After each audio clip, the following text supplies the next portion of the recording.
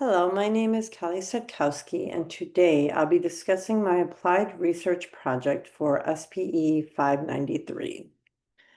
My applied project is titled Using Positive Reinforcement to Increase Backing Behavior in a 10-year-old Thoroughbred Horse Across Different Settings. So for this project, the effects of positive reinforcement in equine training was targeted. The research question I investigated was whether positive reinforcement would increase a horse's behavior of stepping back in response to the vocal command back up. My study focused on Phoebe, a 10-year-old thoroughbred mare, and examined her behavioral response to this vocal command.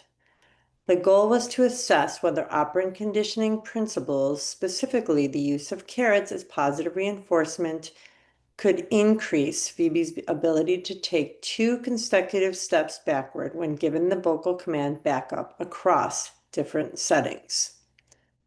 There have been studies that have shown that positive reinforcement is beneficial and ethical in equine training over the traditional coercive and punishment procedures that have been done in the past. In addition, according to the Ellis and Greening study, horses rewarded with food learned quicker than with other types of consequences. Positive reinforcement is beneficial because it will improve Phoebe's responsiveness and strengthen her bond with her handler while ensuring her safety.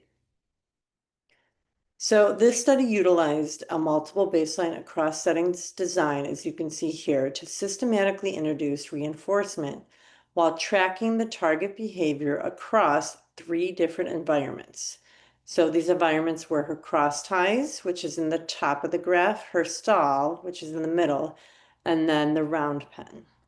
The independent variable in this design was positive reinforcement with carrots, while the dependent variable was Phoebe's ability to step backward in response to the vocal command back up.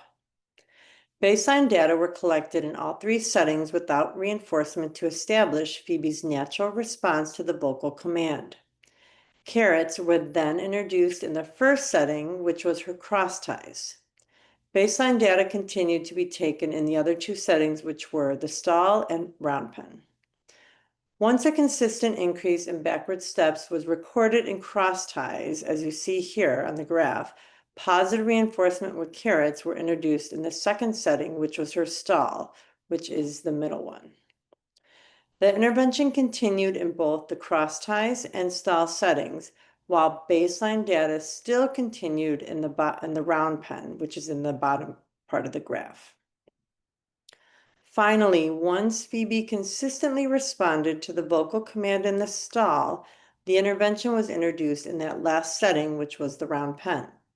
A frequency count of correct responses were taken on a behavioral tracking data sheet. Additional factors such as distractors, atypical behaviors, or environmental conditions were also recorded on that tracking sheet. The data demonstrated a clear upward trend, so Phoebe's stepping back behavior significantly increased, but only after the reinforcement was introduced in each new setting.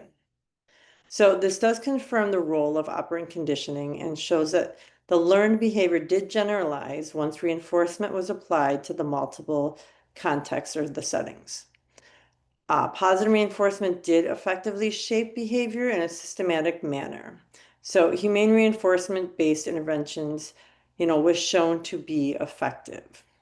So these findings do support the effectiveness, like I said, of humane systematic reinforcement in equine training. So by avoiding punishment and reinforcement withdrawal, this approach prioritized animal welfare while shaping that desired behavior. So while the studies successfully demonstrated behavioral change, some factors such as environmental distractions or even handler variability could have influenced Phoebe's responses.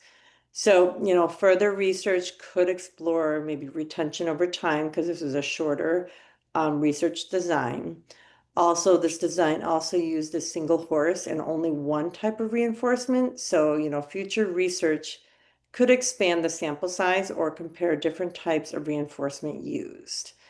Ultimately, this project did highlight the power of positive reinforcement in shaping behavior while ensuring ethical and effective training. So I thank you for your time and I appreciate the opportunity to share these findings with you.